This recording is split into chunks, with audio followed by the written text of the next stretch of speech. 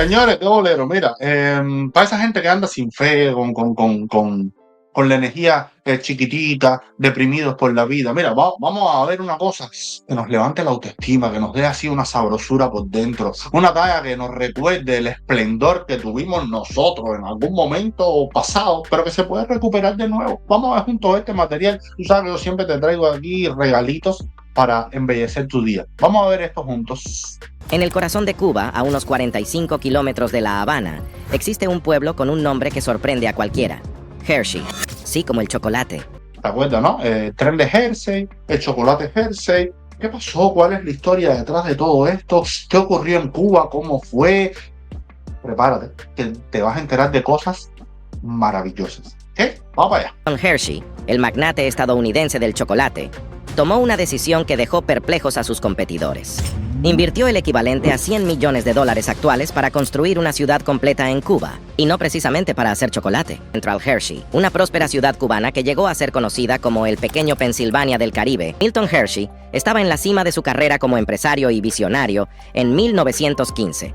Su empresa había alcanzado ventas anuales de más de $20 millones, una cifra extraordinaria para la época, y su fábrica en Pensilvania producía más de 100,000 barras de chocolate al día. Había construido un imperio del chocolate, fundando una ciudad que llevaba su nombre. ¿Quién nos iba a decir a nosotros que el Willy Wonka de su tiempo iba a montar parte de su imperio en Cuba?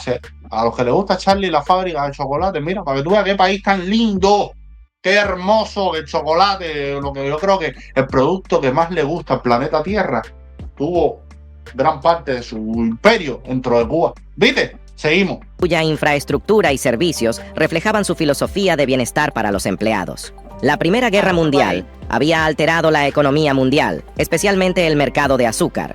En Europa, la producción de azúcar de remolacha se había reducido drásticamente, pasando de 8.3 millones de toneladas en 1913 a apenas 2.8 millones en 1919. La demanda de azúcar de caña comenzó a dispararse, elevando los precios de 4 centavos por libra a casi 20 centavos en algunos mercados. Cuba, que en ese momento producía cerca del 25% del azúcar mundial. Cuba, que en ese momento producía el 25% de todo el azúcar que se consumía en el mundo. Dios mío, pero qué país tan bello. Seguimos. La isla atravesaba un periodo conocido como la Danza de los Millones, una época de aparente prosperidad impulsada por el auge azucarero. Hershey, siempre atento a las oportunidades, vio en esta crisis la posibilidad de asegurar una fuente confiable de azúcar para su empresa de chocolates. Este desafío comenzó a gestarse en su mente como un nuevo proyecto, llevándolo hasta Cuba. Al llegar a Cuba en 1916, Hershey quedó impresionado por la tierra fértil, los cañaverales interminables y el potencial de desarrollo. La isla producía entonces más de 3 millones de toneladas de azúcar al año, y los precios alcanzaban máximos históricos. Sin perder tiempo, invirtió más de $4.5 millones para comenzar a comprar grandes extensiones de... Y ahora, aquí empieza, yo sé, aquí empieza ahora los comuñangas dentro de Cuba. ¡Ah! El gringo que vino a comprar pedazos de Cuba. El gringo que vino a robarse el azúcar de Cuba. Y viene toda esa mentalidad de la envidia, que es lo que tiene el país así. Pero miren, vamos a ver la historia cómo sigue, para que aprendan. Tierra en la región de Santa Cruz del Norte, a unos 50 kilómetros al este de La Habana. En su apogeo, sus propiedades en Cuba incluían 60,000 acres, 5 ingenios azucareros y otras instalaciones, con una capacidad de producción combinada de más de 200,000 sacos de azúcar por temporada. Inspirado por el éxito de la ciudad modelo que había fundado en Pensilvania, Hershey quiso replicar la fórmula en esta nueva tierra. Central Hershey no sería solo una planta de azúcar, sino una comunidad. Construyó viviendas modernas para los trabajadores y sus familias, creó escuelas gratuitas para los niños y hospitales para brindar atención médica, algo inusual en la Cuba rural de la época. Quería que Central Hershey fuera un símbolo de progreso, un lugar donde los cubanos que trabajaban para él pudieran tener una vida mejor, un estilo de vida que reflejara los valores americanos en una isla caribeña. ¿Estás oyendo? Escuela, casa, salarios decentes, respetar los derechos de los trabajadores, hospitales. Eso es para que tú veas que la envidia esa, que viene el gringo. No, libre comercio es libre comercio. Y los cubanos también podían invertir en otros países y montar empresas en otros países. De eso se trata el libre comercio. A medida que avanzaba el proyecto, el paisaje de Santa Cruz del Norte comenzó a transformarse. Donde antes solo había campos de caña de azúcar, empezaron a surgir edificios de ladrillo, caminos pavimentados y postes de luz. Hershey introdujo la electricidad en Central Hershey, haciendo que la comunidad brillara por las noches, algo impensable en muchas zonas rurales de la isla. ¿Estás oyendo? Hoy un país que vive entre apagones. Mira todo lo que trae el comercio. Imagínate tú, Cuba conectada con el mundo y empresarios extranjeros y cubanos desarrollando proyectos conjuntos dentro de la isla y empresarios extranjeros con los cubanos abriendo negocios en la isla y los cubanos abriendo sus propios negocios como fueron y los abrieron en Miami, que está repleto de empresas y de negocios de cubanos. ¿Viste? Este avance despertó tanto admiración como recelo. Para algunos, Hershey era un benefactor extranjero que traía progreso. Para otros, era un empresario estadounidense que ejercía una influencia creciente en tierras cubanas. Central Hershey comenzó a operar a plena capacidad el 20 de marzo de 1919. El ingenio azucarero se convirtió en uno de los más grandes de Cuba, produciendo azúcar a un ritmo impresionante y satisfaciendo las demandas de la fábrica de chocolates en Pensilvania. La visión de Hershey tomaba forma cada día más, y la comunidad alrededor del ingenio se expandía. La gente hablaba del pueblo americano en Cuba, y aunque muchos agradecían las oportunidades de empleo y las instalaciones, otros se preguntaban hasta dónde llegaría la influencia de Hershey y qué significaría para la economía y la identidad de la región. Para Hershey, el próximo paso era conectar su imperio. Las distancias en Cuba eran un reto, y el transporte de azúcar hacia los puertos se volvía una tarea complicada y costosa. Fue entonces cuando Hershey decidió embarcarse en otro proyecto ambicioso: la construcción del ferrocarril eléctrico de Hershey, que uniría La Habana y Matanzas. Esta línea de tren no solo facilitaría el transporte de azúcar, sino que serviría a los habitantes de Central Hershey y las comunidades cercanas, permitiéndoles viajar a la capital y a otras ciudades con mayor facilidad. ¿Qué queda de eso? Chatarra. Chatarra. El imperio malo, los yanquis, los que venían a robarse el país, los que venían, y mira, produciendo azúcar, produciendo chocolate, creando hospitales, creando escuelas, alumbrando comunidades, creando casas, edificios, un tren. Pero los americanos vienen a robarnos, a robarnos, a robarnos, y ahora no tienen nada. No están los americanos en Cuba. ¿Y quién te ha robado la vida, el país, el futuro, la esperanza, el pasado, todo? Medita, Gobio. Seguimos. Cuba, una muestra de innovación que superaba a muchas de las instalaciones de transporte en la isla. El ferrocarril se completó en octubre de 1922, consolidándose como una prueba del compromiso de Hershey con su visión para Cuba. La década avanzaba y el nombre de Hershey se volvía cada vez más común en el país. En la década de 1920, Milton Hershey tenía planes aún más ambiciosos para su imperio azucarero en Cuba. Durante esta época, conocida como los Años Gordos, Cuba experimentaba una prosperidad sin precedentes. El país producía el 30% del azúcar mundial, generando exportaciones valoradas en más de $200 millones anuales. Aunque ya había establecido Central Hershey como una comunidad modelo, con una inversión inicial que superaba los $40 millones de la época, su visión de crecimiento y mejora parecía no tener fin. En ese mismo año, Hershey amplió sus operaciones adquiriendo Central Rosario, donde fundó una escuela agrícola para huérfanos inspirada en la Milton Hershey School de Pensilvania. Esta institución tenía el propósito de preparar a los jóvenes para carreras en la agricultura y la industria, fomentando así una comunidad más sostenible y autosuficiente. La combinación de filantropía e industria de Hershey se evidenciaba claramente en este proyecto educativo. Estas cosas nunca te las enseñan, de esto no te hablan. Te mantienen en la onda del yankee malo, malo, malo, malo, y en la bodega un pan con cucaracha. De la presidencia de Gerardo Machado, Hershey adquirió los complejos de Central Carman y Central San Antonio por un total de $8.3 millones. Estas adquisiciones aumentaron su capacidad de producción en 180,000 sacos de azúcar anuales. La compra de Central Jesús María en... Momento. Y la otra parte es que cada vez que te hablan, la producción es 30% del consumo mundial de azúcar. Eso se traduce en buenos salarios para el trabajador cubano, en mejorar la vida de la familia cubana, que eran los que trabajaban ahí, e incluso te garantizaban el futuro de tus hijos y de tus nietos con estas escuelas donde te preparaban precisamente para trabajar la caña, los centrales, las fábricas de chocolate. Después, si tú querías, cambiabas y te ibas para otro lugar y trabajabas en otra cosa. Pero mira cómo te estaban garantizando hasta el futuro. ¿Viste? Y además, te estaban preparando en una industria floreciente, una industria estable, una industria, bueno, que se ha mantenido todavía. Hoy es una industria buena a nivel mundial, lo que en Cuba se perdió por culpa del régimen, pero te estaban preparando para un negocio estable, próspero y sustentable. ¿Viste? Este complejo, añadido a su creciente imperio, fortaleció aún más la posición de Hershey en el mercado del azúcar. Cada nueva planta no solo significaba mayor producción, sino también la posibilidad de continuar desarrollando infraestructuras y servicios que beneficiarían a sus empleados y sus familias. Hershey recibió la Gran Cruz de la Orden Nacional Carlos Manuel de Céspedes del presidente Machado en 1927, la más alta distinción del gobierno cubano, destacando su impacto y posición en la sociedad cubana de la época. A finales de la década de 1920, Central Hershey alcanzó su nivel máximo de producción. La refinería tenía la capacidad de producir aproximadamente 18,000 sacos de azúcar refinada diariamente. Este pico en la producción no solo resaltaba la eficiencia del complejo, sino también la creciente influencia de Hershey en la industria azucarera cubana.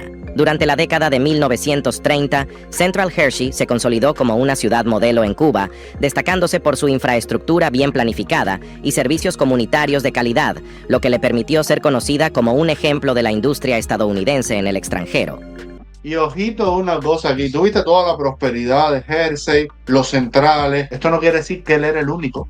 En esa misma época habían un montón de propietarios de centrales, estaba Julio Lobo, o sea que había tierra, hay tierra y comercio para todo el mundo, sí, porque también te siembran la historia que no, este es el dueño de esto y ya nadie más, no, al contrario. Y por esa época, en el periodo de zafra, Cuba venía gente hasta Haití a participar en la zafra cubana, había dinero para todo el mundo y negocio para todo el mundo y florecimiento para todo el mundo, ¿ok?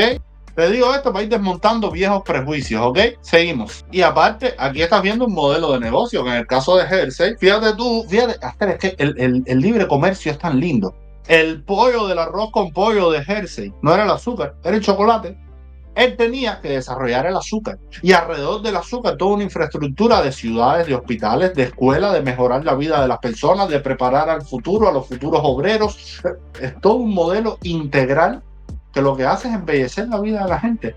De hecho, yo estoy convencido, y me lo comentan aquí los que viven en Hershey, hoy, si no sueñan con que regrese todo eso a su zona, a su pueblo, a su ciudad, el tren, la industria, los centrales, el chocolate, el azúcar, díganme si es verdad o mentira.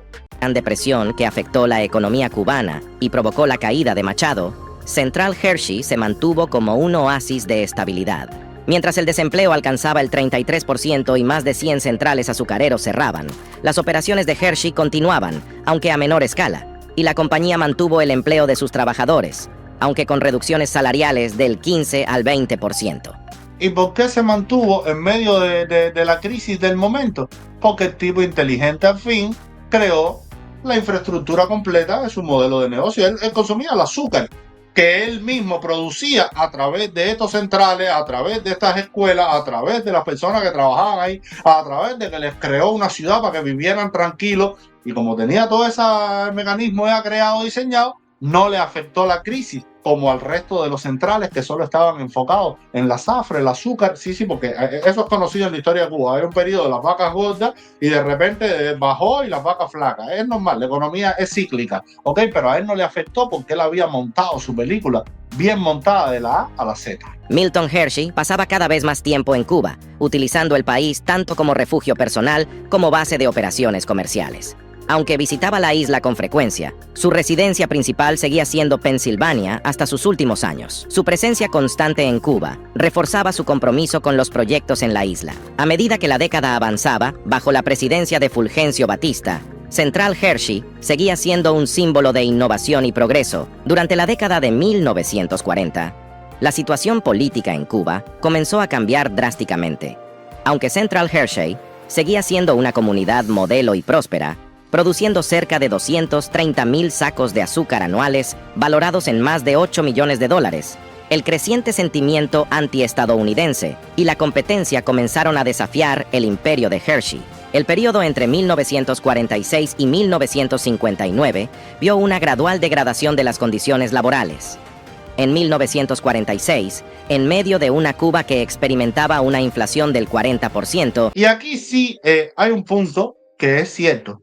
En la época, y bueno, eso lo hemos analizado en otros videos, lo que hizo que Fidel llegara al poder, ese sentimiento antinorteamericano, es esa influencia de los socialistas, de los comunistas, del imperio yanqui, de no sé qué más, se están comiendo el país. Hoy sabemos por estadísticas económicas que es mentira. La mayor parte de la economía cubana estaba en manos de locales. Sí, Estados Unidos estaba en Cuba, claro, pues es parte de la globalización. Hoy también Estados Unidos está en todos los países y todos los países están en Estados Unidos y Europa está en África y África.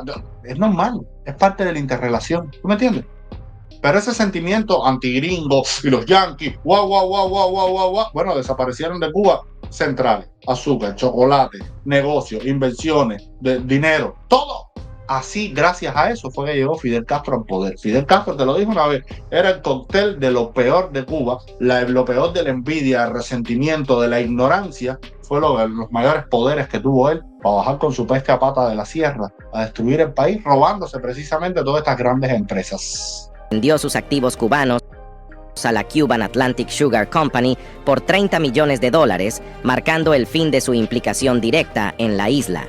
Su legado, sin embargo, perduró en la infraestructura y las comunidades que había ayudado a construir. La situación en Cuba se volvió más tensa con la llegada de la Revolución Cubana en 1959. Este movimiento, liderado por Fidel Castro, trajo cambios profundos en la sociedad, la política y la economía de la isla. Inspiradas en principios socialistas y antiimperialistas, como parte de estas reformas, el nuevo gobierno cubano se apoderó de todas las tierras y empresas extranjeras, incluidas las propiedades de Hershey.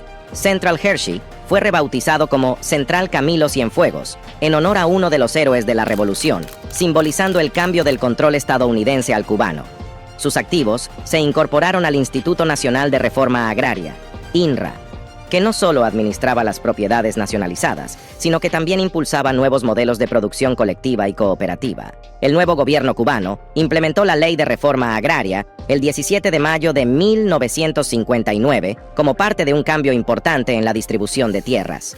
Esta ley fue el primer paso para tomar posesión de grandes propiedades, muchas de ellas pertenecientes a empresas estadounidenses, generando que la mayoría de las grandes propiedades, especialmente las extranjeras, fueran nacionalizadas y pasaron a manos del gobierno cubano. Con la partida de Hershey y la nacionalización de sus propiedades, Central Hershey perdió su antiguo esplendor. Con el tiempo, la infraestructura comenzó a deteriorarse y la próspera comunidad se desvaneció. En la década de 1990, tras el colapso de la URSS y la pérdida de subsidios soviéticos, que representaban 4 a 5 mil millones de dólares anuales, la situación empeoró dramáticamente. Y aquí te das cuenta la incongruencia de estos comunistas. Se quejaban de los yanquis y de la invención yanqui. Y mira la dependencia que tenían de Rusia. Como vivían de la teta de la vaca rusa. Y cuando Rusia dejó de mandarles dinero, como eran una colonia platanera, improductiva, mediocre, barnizada con la estupidez de Fidel Castro, que quería desecar la ciénaga de Zapata, hacer un plátano microyé, una ubre blanca, el cordón de La Habana y todas las anormalidades esas. Fíjate tú, con Estados Unidos invirtiendo en Cuba, Cuba era un país autosuficiente. Con Fidel Castro dependiendo de la Unión Soviética, país destruido por completo. ¿De quién éramos colonia realmente? ¿De Estados Unidos o de Rusia?